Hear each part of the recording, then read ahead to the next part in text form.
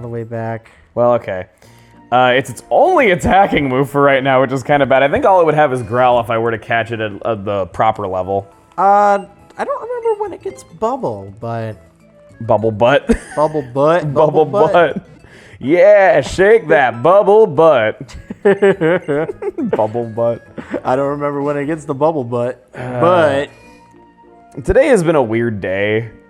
Because we're doing this, and not to like put a damper on things though, but some weird stuff happened today. Oh yeah, it was freaky, man. There was traffic, and we were gonna go somewhere today for some fun, and it was still fun. I'm not gonna say it wasn't though, but we were gonna go somewhere. There was bad traffic in a storm, which made what would normally be about a 40-minute drive into about an hour and a half drive. We get there. And we're there for about an hour, and it was a good time. I'm not going to say it wasn't. It was a good time. We're at this public place and having a fun time, and the place gets evacuated because of a shooting threat. Well, it wasn't like entirely evacuated. Well, it was that a bunch of stores closed early and all that, and we're like, maybe we better go if that's happening. Yeah, but it definitely was like, first the storm and then that. Then the shooting threat. We got to go to the Cheesecake Factory though, which is so awesome. It was still worth it. Like all was not for naught. No, it was still good. I'm not gonna say it wasn't. Yeah. Should I? Oh boy. Maybe we're okay. Don't worry. No, we're no fine. Problems, yeah. guys, but it was just a weird day. Yeah. Now we're coming home playing Omega Ruby Alpha Sapphire. Yeah, I'm trying to get it set up, so we're doing this. It's like, the setup was crazy. I'm trying my luck against this Tailo, even though it's type effective on me, to see if I can take advantage of Fell Stinger. Fail Stinger. Okay.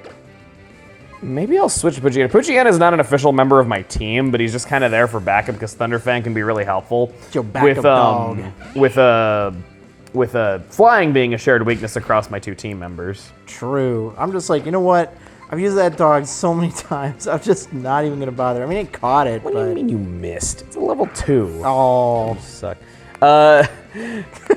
Unrelated to Omega Ruby Alpha Sapphire completely though, but when they re-released Red and Blue on the eShop, something fun that I did was that I got out my Pokemon Red and Blue Player's Guide. I got one that's in really good shape, and I played through the game with that, like so I could look up what was in each area, like when I needed to catch more Pokemon, maybe to see if there were items I missed, and it was fun. But on each page, they have these little blurbs that basically give a bio of that Pokemon, kind of similar to what I do, where it tells you its purpose and what purpose it would fill on a team in case you want to use it. It's a really neat idea, and I don't know where I got the idea of doing bios from, though, but it might have very well indirectly have been from that, seeing that as a kid. Mm-hmm. But these bios, holy crap, they make my early Fire Red bios look really informative, like by comparison, like... I kind of regret some of my earlier bios because I didn't know the game as well as I do now, and I'll definitely say there's always a little misinformation in a bio here or there. I think now they're better than they have been, definitely, but wow. There's stuff in there like where they'll say what a purpose of a Pokemon is. For Machop, for instance, I remember this one. They say that Machop's purpose on a team is dodging special attacks. It actually had decent special. Surprisingly. I mean, I wouldn't rely on dodging them. Dodging. Yeah. They say that it can dodge special attacks. Well, yeah, that is... Which... definitely untrue. It's like... I guess maybe they saw the anime and thought dodging was a stat affected by speed or something, which, then again, Machop's not really that fast. Huh. It's one of those things where I sort of don't know their way of thinking. Yeah, unless maybe there's like a move or something that would have done something. I can't think of the rationale behind that. Okay, so... Hello, Pokekells and Tamashi and all the other YouTubers that have used that sprite as their avatar. Yep, here's to you. Here's to you. Did you pick up the berries? Yes. So that's another complaint I have about Omega Ruby and Alpha Sapphire. Here we go. Oh boy. I know about this very well. So X and Y were excellent in the fact that, oh yeah. They were excellent in the fact that, okay, you want to do something with berries, you know what? Here you go. We're going to give you this giant field. It's all yours. You can just plant berries left and right. It's just going to be awesome. and you got this like crop mutation stuff, and we can give you some fertilizer that you can just make using all the excess berries you get. In Omega Ruby and Alpha Sapphire, which were released a year later, next games, they were released after X and Y.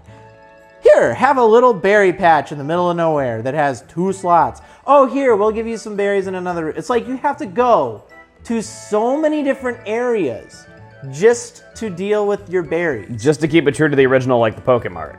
Why couldn't you just put them all in the one place?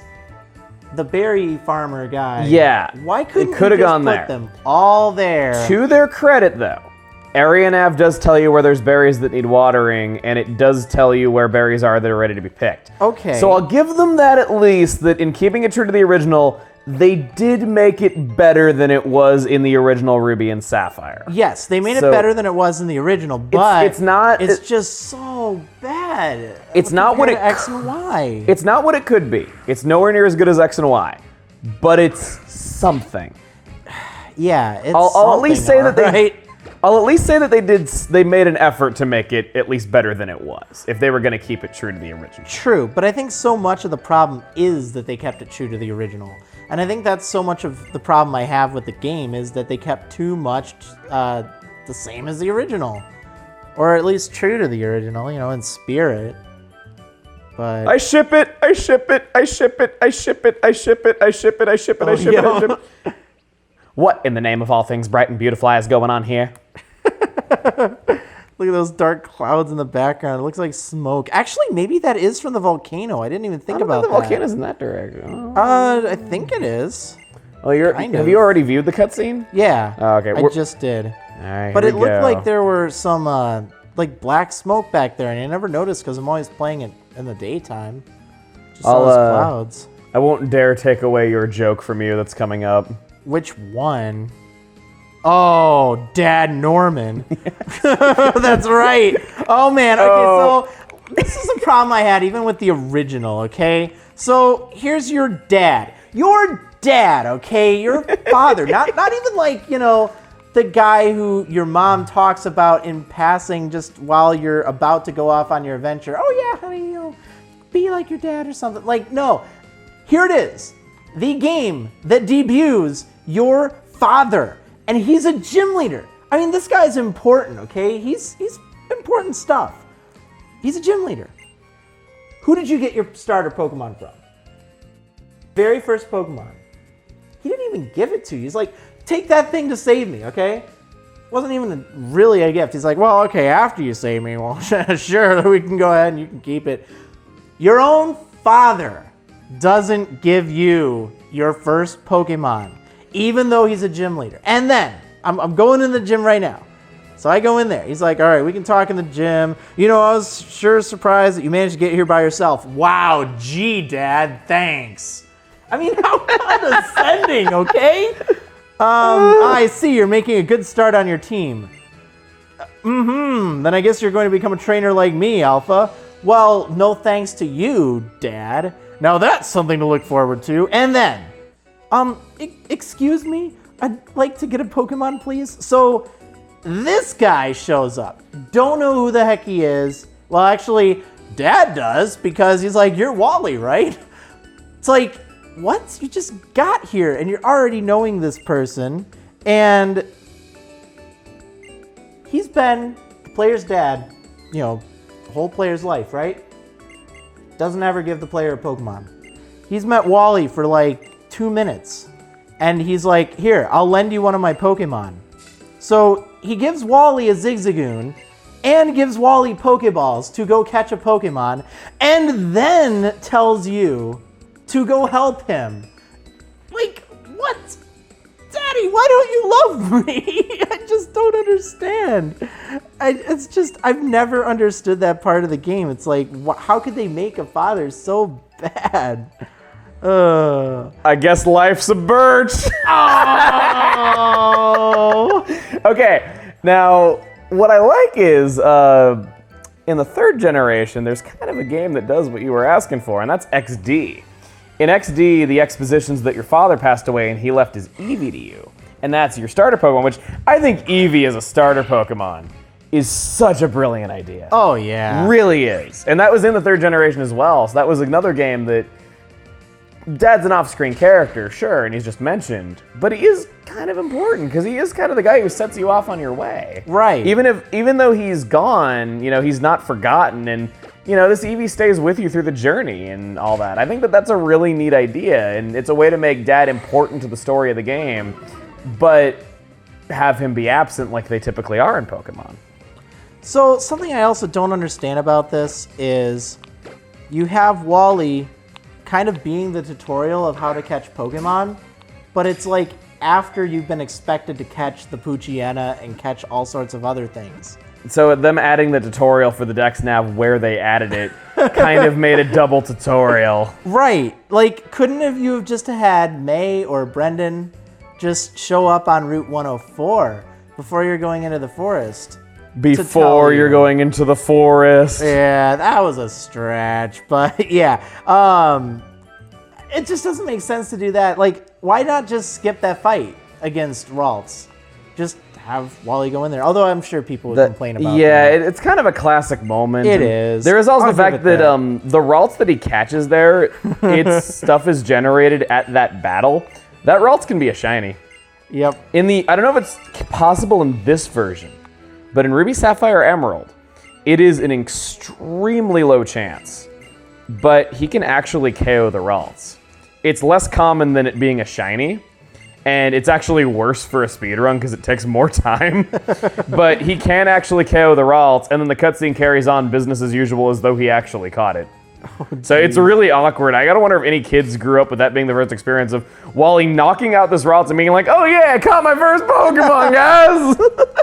Why don't you use it in battle? Well, I can. It's knocked out. What do I do? It's one of those things where I've wondered if there's kids that have happened there, because it has to be. But how many millions of copies this game sell, even with them being less common than a shiny?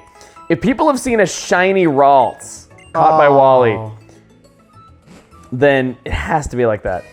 Oh, another thing. Your starter Pokemon, you don't see if it's shiny or not in Gen 6, even though they had that in Heart Gold, Soul Silver, and Black and White.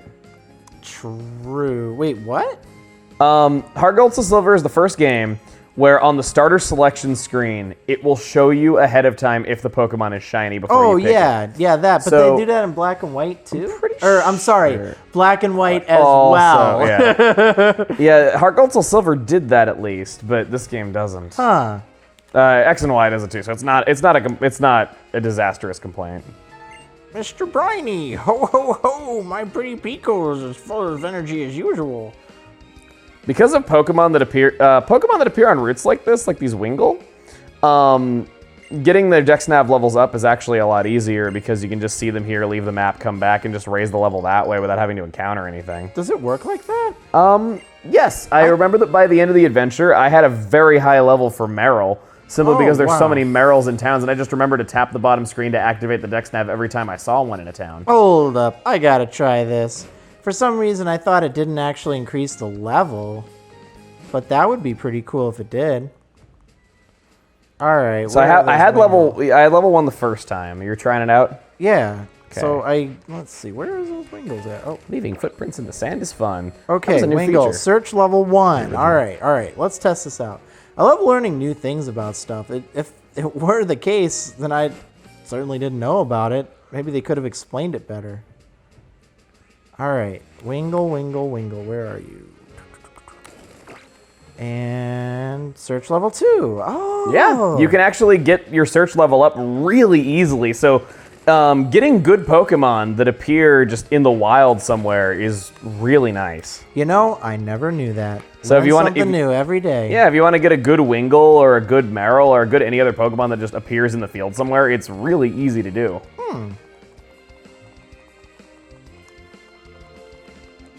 That's good to know. Well.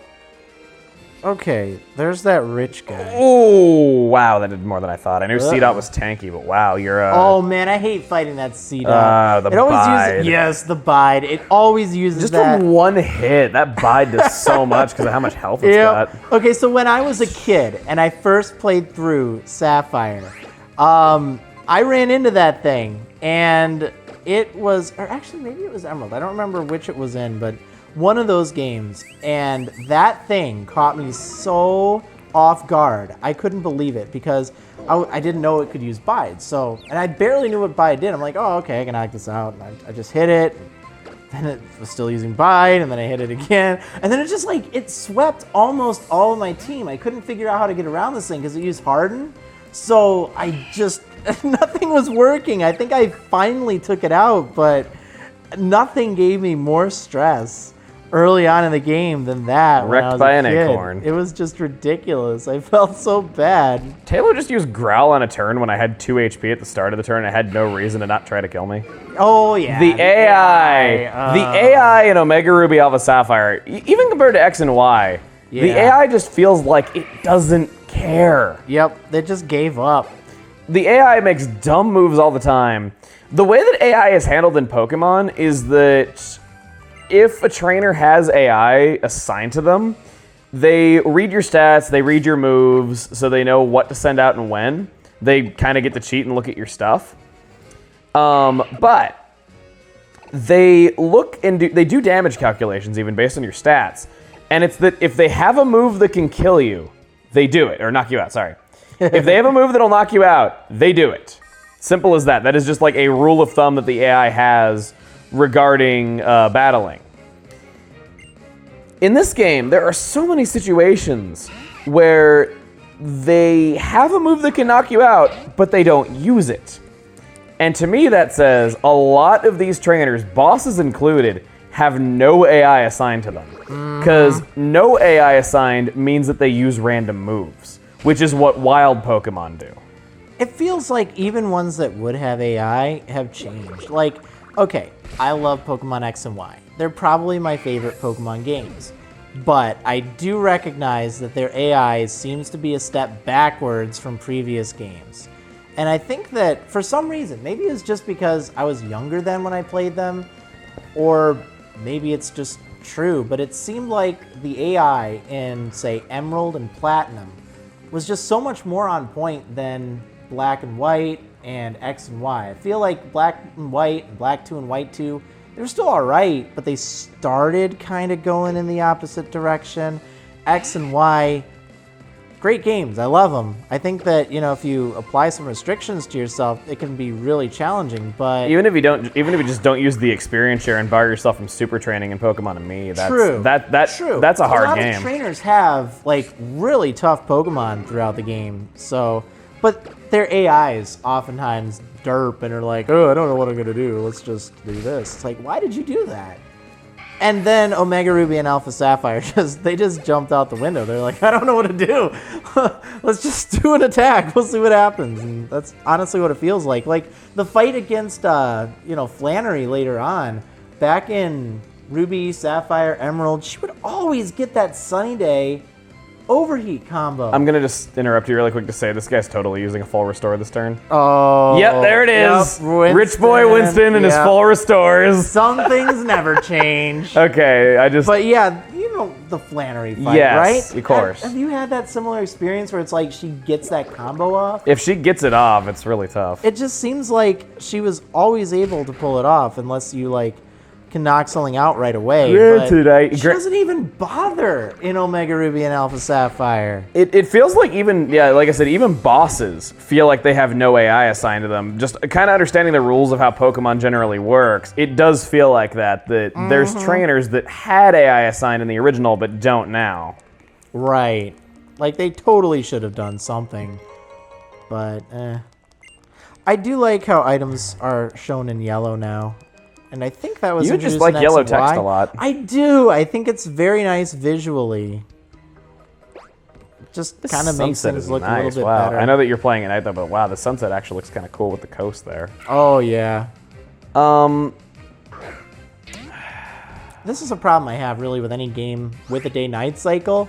It's so much less interesting when you're recording it at night because everything just looks so much more washed, I guess. I'm not gonna lie that I play with the system clock every now and again for videos because I want to like record at all different times so that way there's variety. Yep. But usually I try to not record too many videos at night because it's not as visually interesting. I'm a night owl, Ghost Platoon, but I find that I oftentimes will record at night, and it's so much less interesting. So I just typically keep my clock set like for the next day or something. It's a consistent time, so it'd always be, you know, like I'm not changing the clock just to do something or show something, but it's more or less just so I can like have it shown at night or at day, so it isn't night, because that's something I just don't care for very much. And I mean, I get that it's immersive. I don't mind that. But I don't know. I don't actually know what you could do to solve the problem. I don't know. That's just general complaining, because I do like that there is night. I think that's really more of just a YouTuber problem. Yeah, I think it's not something that really bugs that many people other than us. Mm-hmm. I will say, as a positive, this Petalburg City battle background, or Petalburg Forest battle background, the twilight shining in through the trees. It's just a really nice look. You only really get to appreciate it when the Pokemon are being sent out at the beginning of the fight, but I don't think it makes it any less good. It's something that I really like. This Wurmple is holding a bright powder. My Dex Nav is telling me. That is crazy. Ooh. I kind of want to get that. I don't know how I'm going to get it, though. Fell Stinger. I feel like such a badass using something like that. Yeah, it sounds really cool. Sharply raises attack. That is interesting. How did I not know? Like, do not many Pokemon learn it, or is it like a low-level move? Or it is very, very, like, limited in who can learn it. I'm trying to remember if it's actually new to Omega Ruby and Alpha Sapphire, or if just, like, no one of interest learned it in X and Y. Did Omega Ruby Alpha Sapphire add new moves? I know it added new Yes. Pokemon, technically. It did. It did add, like, the new moves for Groudon and Kyogre. Oh, right, those, But yeah. I think it might have added a new move for, or I don't know, maybe a few others here and there. Which, okay. You know, Fell Stinger, you think of that, you think Mega Beedrill, which, yeah, that makes sense for it. But why is it that all the Megas in this game that are new and exclusive to it, you don't even get until, like, you've beaten the game, basically? It's like, oh, hey, here's all these cool new things like Mega Pidgeot and Mega Audino and Mega Beedrill. Oh, but we're not going to actually let you use those. Why couldn't you give us Mega Slacking that, you know, would lose its ability and maybe gain like a little bit of stats?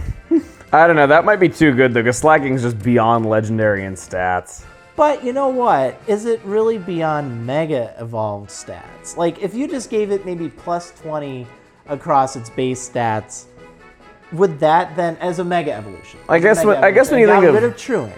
I guess when you think of stuff like Mega Gengar and some certain other Megas that came around in this game, we'll get to that later. Oh, wow. I just realized I got it good against that Shroomish. Oh? Look at that free bright powder. I just don't understand. I also got it good against the Poochyena this guy's going to use. Oh, yeah, that's right. I was going to ambush you, but you had to dawdle in Petalburg Woods forever, didn't you? I'm sick of waiting, so here I am. I don't know why I sound like a country boy. We're supposed to be city slickers. I just realized he has no hair rendered. He's bald. What? If you take off the hood of the model of a Magma Grunt, are they bald underneath? Because I don't see any hair.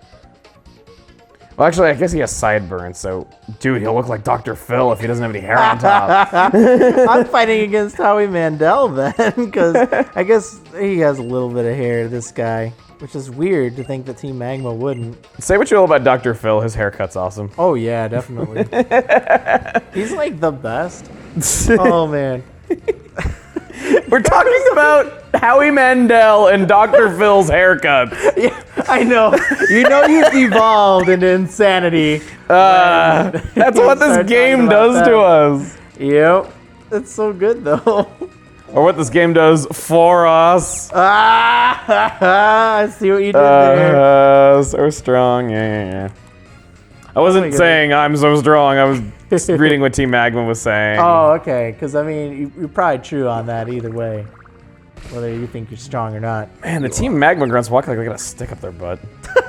They really No, do. they look like robots. Just like- oh my goodness, I need to poop so bad. It's like a wind-up. They're like a wind-up toy soldier. They basically are a very constipated one. I've never seen their walk cycle before because I always play Alpha Sapphire. Exactly. Yeah, they look really bad, especially when there's a bunch of them. It's actually quite terrible. I'm turning that off. Okay, experience share. Oh boy. Oh boy. Experience share.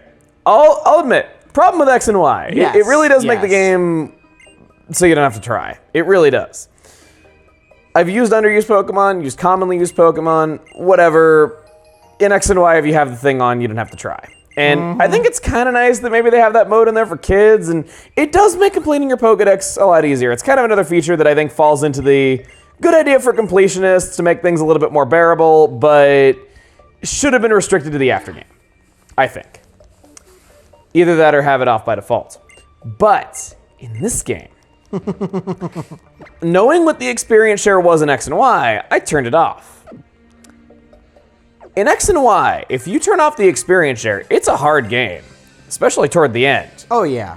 In this game, I turned it off and I still never had to try. Yep. I've used underused Pokemon, I used stuff that wasn't commonly used. I wasn't like going out of my way to use, I don't know, like the Bagon family or that shiny Beldum that they give you in that event when this game came out. I wasn't doing any of that. I was using Tropius, I was using Torkoal, I was using stuff like that. Oh. And those aren't horrible Pokemon by any means, but the fact that I was using those and I never had to try in any battle, ever. Just there was not a single battle where I even had to try. I remember my team, or at least most of it, when playing through Alpha Sapphire for the first time. And it was so bad because, like, I just used whatever I felt like. And my team for fighting the champion was a Plusle, a Kecleon with Protein, which was actually really fun to use, a Kadabra because I just was too lazy to evolve it, what else? Not even fully evolved. I didn't even care. It's like, you know what? Good enough for me. We'll just go with that. I don't even care. Shoot. Granted, I think an Aggron. Granted, Kadabra is one of those trait evolutions that I actually do usually recommend because it's actually kind of viable even if you can't evolve it all the way. Oh yeah, Kadabra is still great. I'd say a lot more so than Graveler and some others, definitely. But anyway, go on. That was it. That was all I can remember of my team, but it was just like pretty miserable. And even then, I had virtually no challenge. And it's just really sad when you're beating the champion of any game with just a Plusle or just a Minun. But yeah, I mean, either of those, it's like, wait, what? Why would you just make a game that straightforward? And, you know, no offense to anyone who was like actually struggling with that fight. I don't mean to say it. We are people that have been playing Pokemon for 18 years as the time of this recording. So yes. I don't mean, maybe we're just kind of old crusty curmudgeons that are just like, back in my day, never mind, I'm just losing it a little bit. Actually, I got it. Back in my day, the experience all actually sucked. Yeah. Oh, man. Okay, got Pecha Berries. Going to the Pretty Petal Flower Shop. One of my favorite locations in any Pokemon game. I went to catch a Slackoth. I don't know if I want to get any other Pokemon around here. I don't know if I can. Wow, what a passive-aggressive jerk. What? This is Pretty Petal Flower Shop, spreading flowers throughout the world. May, would you like to learn about berries? No. Flowers bring so much happiness to people, don't they? Wow. Oh, man. I need a name for the Slackoth. I just don't know what I should name her. She doesn't give me anything for saying yes. You're a waste of time. Oh, I don't want to name her waste of time. Give me the Whalmer Palmer. I'm going to name her... Oh... I'd like to try to be movie station. It's like one of those things you need to think very carefully about naming a Pokemon Slackoth or naming a Slackoth after something because it's like you don't want to offend anyone by thinking, wow, you're such a Slackoth. Or me naming my Slackoth after my deceased cat. Oh, yeah. He was still around when I named him that, though, but it was kind of something that, yeah. Yeah. I don't think I will name her Teddy in your slacking Teddy's honor, though. Just... I don't want to intrude on that, but yeah. that was sweet what you did in the Platinum series. I Thanks. like that. Hopefully that slacking will get to go another round in the Battle Frontier series. Yeah, hopefully. And I have to say, I'm so glad I had a chance to meet Teddy at least once when I was out for the first our first battle. Yeah, So he was really still cool. around during the Rourke Yeah. battle that we did. Yeah, it was really nice. I love cats. Just in case you didn't know, I know I've told you so many times. I'm gonna name this thing S. There, I named her the letter S.